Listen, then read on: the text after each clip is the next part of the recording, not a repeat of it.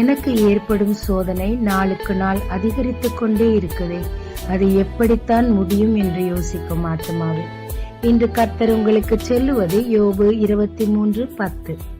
நான் போகும் வழியை அவர் அறிவார், அவர் என்னை சோதித்த பின் பொன்னாக விளங்குவேன். மோசே பார்வோனின் அரச மாளிகையில் சகல கலைகளையும் கற்று தேறினவனாகவே வளர்க்கப்பட்டார்.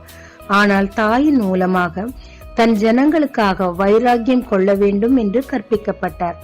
ஆனால் நாள் வரும் முன்னே அவருடைய லீடர்ஷிப் அதிகாரத்தை அவரே கையில் எடுத்துக்கொண்டு ஒரே ஒரு மனிதனை கொன்றார். அதன் விளைவு எல்லாருக்கும் பயந்து, பார்வோனுக்கும் பயந்து ஊரை விட்டே ஓட வேண்டிய சூழ்நிலை வந்தது.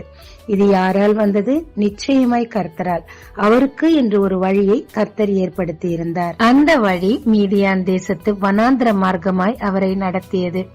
அரசர் மாளிகையில் எல்லாவற்றையும் கற்றுக்கொண்டார். ஆனால் கோபத்தை மேற்கொள்ளுவதையும் பொறுமையையும் கற்றுக்கொள்ளவில்லை. ஆனால் இந்த வனாந்திர வாழ்க்கை அவருக்கு பொறுமையையும் சாந்தத்தையும் கற்றுக் கொடுத்தது. சாந்த குணமுள்ளவர் என்று கர்த்தரை சர்டிபிகேட் கொடுத்தார். அதற்கு பிறகே தன் ஜனங்களை நடத்தும் ஒரு தலைவனாக தேவன் அவரை தெரிந்து கொண்டார். பக்குவப்படும் முன் பார்வோன் மாளிகையில் ஒரு மனிதனை கொன்று பயந்து ஓடியவர்.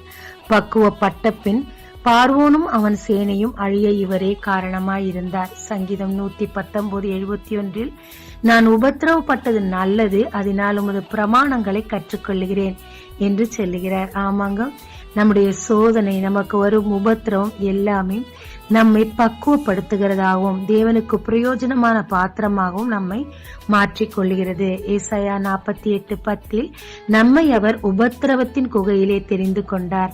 வெள்ளியை புடமிடுகிறது போல் புடமிடுகிறார். அது நம்மை அழிக்க இல்லை, அநேகரை ஆக்குகிறவர்களாக நம்மை ஆக்க தேவன் அப்படி செய்கிறார். கவலைய விடுங்க. இப்ப நீங்க நடக்கிற வழி என்னன்னே புரியலையா? உங்க வழி அவருக்கு தெரியும்.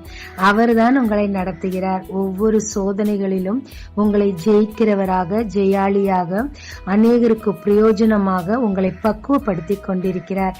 நம்பிக்கையோடு இருங்க. சீக்கிரமாய் உங்கள் சோதனை காலம் முடிந்து அதற்குரிய பிரதிபலனும் வர காத்திருக்கிறது.